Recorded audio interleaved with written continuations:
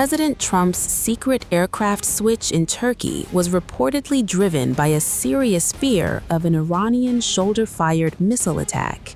According to reports from the New York Times, an unidentified person was spotted with a shoulder-launched missile near the NATO summit in Ankara, while U.S. intelligence also learned that Iran had obtained information about the floor of the hotel where Trump was staying. Other outlets, including CNN, have also reported that the missile threat prompted the dramatic change of plans.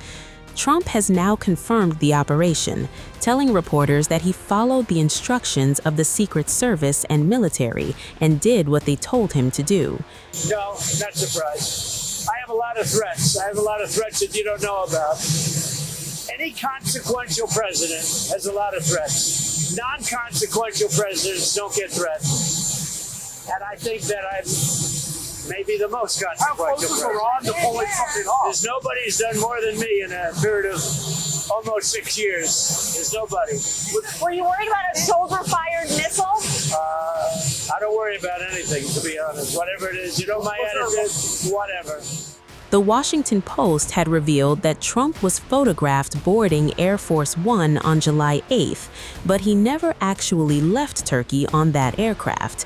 Instead, he was secretly moved out through a catering truck and transferred to a smaller U.S. military C-32A. Meanwhile, reporters and several senior White House officials remained aboard Air Force One, apparently unaware that Trump was no longer on board. Treasury Secretary Scott Bessent, Secretary of State Marco Rubio, and White House Communications Director Stephen Chung stayed on the larger jet, which effectively became a decoy. Trump was joined on the smaller aircraft by Secretary of War Pete Hegseth and Deputy Chief of Staff Dan Scavino. U.S. fighter jets were also airborne to protect both aircraft. Notably, just hours before that secretive flight switch, Trump was already describing Iran as a serious threat. I don't think they know what the hell they're doing. But they're bad people, very bad people. I think they're incompetent, by the way. Because if they were competent, they would have made a deal a long time ago, like about 47 years ago.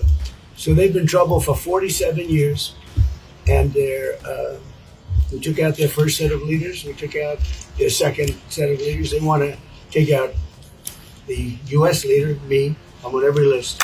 I saw a thing this morning. I'm on every single one of their lists. And so far, I guess I've been a little bit lucky, but that maybe doesn't last very long because that's the way it goes. But we have great people. But these are evil, sick people, and we have to rid their cancer. Their cancer. And you know what you do? You got to cut out cancer early. And that's the way I feel. And during a separate media address that same day, Trump returned to the subject, talking about the dangers that come with being president, and again claiming that Iran considers him its #1 target. Please go ahead. Mr. President, Tyler Pager with the New York Times.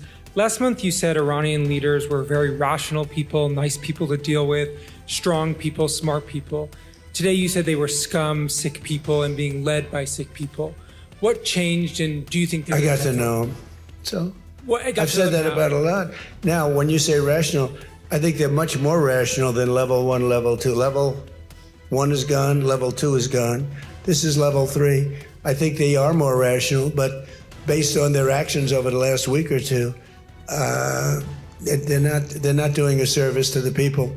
And I think more than anything else is I got to know them. And I'm not sure I want to make a deal with them. We can play games, but I'm not sure I want to make a deal. Let's just finish the job. Yeah, please, go ahead. Go ahead. Go ahead. Go ahead. I'd like you to address speculation that you're leaving Ankara not in the new Air Force One because of security concerns involving Iran. You've spoken today twice about them possibly assassinating you and possibly being successful. Did that concern have something to do with it? Well, I speak about it a lot because, you know, the life of a president is very dangerous.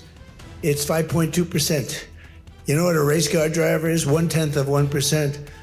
A bull rider, that looks pretty dangerous to me. It's 1/10 of 1%. No, it's 5.2% is you don't make it. You should have told me. You're an excellent reporter. You should have told me that years ago. Maybe I wouldn't have run. It's a very dangerous profession.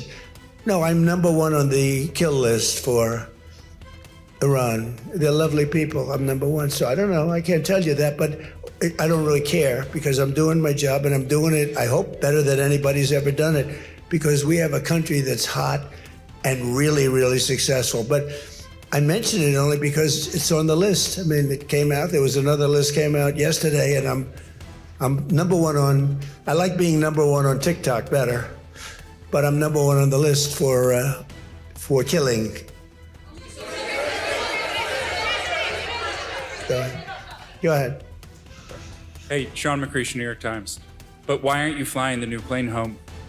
Say what? Why aren't you flying on the new Air Force One home? It's flying to Europe, to one of the big bases, 2 or 3 of the big bases, where we can show it to the people.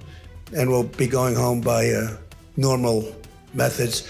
But we have it going to Europe, to a couple of bases, actually one in particular, but it's going to go to a couple of bases, stop, so the soldiers can see it because it's truly magnificent.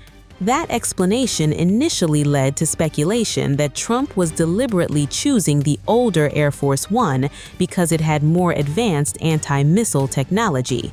There is also precedent for a U.S. president secretly switching aircraft.